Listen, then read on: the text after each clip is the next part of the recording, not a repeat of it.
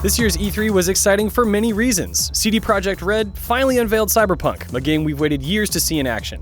Nintendo let Smash Bros. Ultimate loose, which comes out in just a few short months and will launch with every playable character from every previous Smash game. And not one to disappoint, Bethesda finally confirmed 2 games that have only existed as rumors until now: The Elder Scrolls 6 and Starfield. Oh yeah, and they announced a little game called Fallout 76. But wait. What about those other big games we know are coming that didn't appear at the show? I'm sure there's 1 or 2 you have in mind, but there were a surprising number of absentees, and by golly, we're gonna call them out. We're not mad, we're just disappointed. At the top of our list of the biggest games missing from E3 2018, we have to mention Red Dead Redemption 2. Now, Rockstar Games isn't one to make a big show of its wares at conventions, but with the long-awaited Red Dead sequel on the horizon, it was a bit surprising that it didn't appear in either Sony or Microsoft's press conference. We already know a bit about the game's setting and characters, but assuming its scope is as massive as we all believe it to be, surely there's something new Rockstar could have shared to keep the hype train a-rolling. Alas, we'll have to wait a bit longer it seems, perhaps until the game releases this October. Next on our list is a big game from Nintendo that we know practically nothing about. Metroid Prime 4 was revealed at E3 2017 with a simple logo and nothing else. Nintendo has been pretty quiet about the game since then, only revealing the producer, Kensuke Tanabe, and that he is leading a new talented team on the project. That means the original Metroid Prime team at Retro Studios is out of the picture, but who has taken their place is anyone's guess. Nintendo likely didn't discuss Metroid Prime 4 as it tends to focus on games coming out within the current calendar year, which puts Samus's next adventure further down the line in 2019 or potentially 2020. Nintendo's not off the hook yet. Oh no, not even close. The recent release of Bayonetta 1 and 2 on Switch proved that people are still hungry for the over-the-top, offbeat series from Platinum Games. We know Bayonetta 3 is coming thanks to the teaser trailer Nintendo showed off at last year's Game Awards. But aside from small esoteric hints buried within that video, we're left with more questions than answers. When will it come out? Who knows? As with Metroid, Nintendo is likely staying quiet on the game because it's still a ways off. Alright, before we give Nintendo a break, it's worth reflecting on all of the Pokemon news it announced just before E3. Pokemon Let's Go Pikachu and Pokemon Let's Go Eevee are 2 Pokemon games coming to Switch. Their integration with Pokemon Go mobile games sounds pretty nifty, as is the Pokeball Plus controller that players can use to simulate catching Pokemon. People will no doubt eat up the Go Switch games, but the series' biggest fans are only mildly satisfied by this news. Where is the fresh info on the new mainline massive, world-shattering Switch Pokemon game that Nintendo announced last year?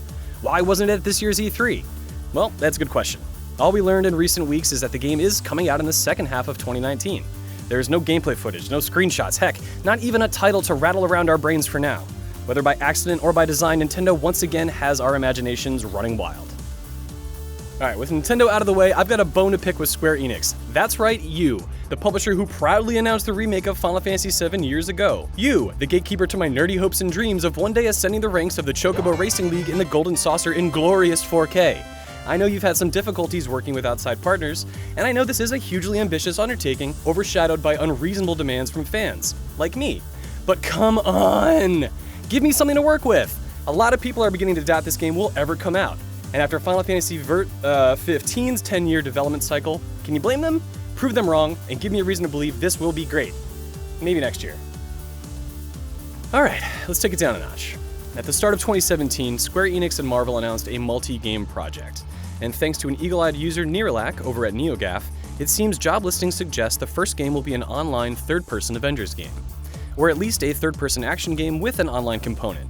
It's hard to say too much with any certainty right now, but you'd think Square Enix would have had something to say at E3 18 months after the initial announcement. But you'd be wrong. Studio Crystal Dynamics is definitely working on the game, and given the team's incredible work reinventing Lara Croft in recent years, we can't wait to see what they do with the Avengers to help them stand out from the influx of Marvel Studios films. During that same press conference where Square Enix announced the Final Fantasy VII Remake, we also learned that the long-awaited Shenmue 3 was also on the way from Sega legend Yu Suzuki. The bits and pieces of news that have surfaced over the years have been a bit underwhelming, but the team's regular Kickstarter updates have us feeling hopeful that the game is getting the attention it deserves. Regardless, it was yet another game missing from this year's E3, much to the disappointment of forklift fans everywhere. Yeah, that's it. And send in the Psychonauts. Next on our list is Psychonauts 2. Tim Schafer has had a long and illustrious career in games, with the original Psychonauts being one of his most lauded creations. It was no surprise then when Psychonauts 2 raised $3.8 million in funding back in 2015. It was, however, a bit disappointing when it was revealed in late 2017 that the game would not hit its 2018 release window. That's okay. Games are delayed so they can be improved, right? Still, I would be lying if I said I expected Psychonauts 2 to skip out on E3 this year. Though I still have faith in Tim and everyone else at Double Fine Productions, but their presence was notably missed. The last 2 games on our list, Biomutant and Darksiders 3, are, let's say, partners in crime. Both games are being published by THQ Nordic, and both have earned a lot of excitement from the gaming audience since their announcements last year. It seemed only natural that we'd find out more during E3, right? That is, unless you are a diehard football fan. In this case, THQ's reasoning for skipping out on the show is completely understandable. The World Cup. In its own words. It is with great regret that we at THQ Nordic must report that we will be unable to miss a single moment of this great sporting event.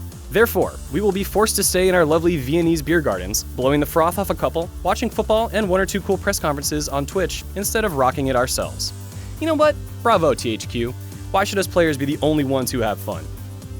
Assuming everything is on the up and up for these various projects, we'll surely hear more about them in the months to come with Comic-Con, Gamescom, and various PAX events on the horizon. So, rather than be too sad about what didn't make it to the show, give a shout out below to your favorite game that did make an appearance at E3.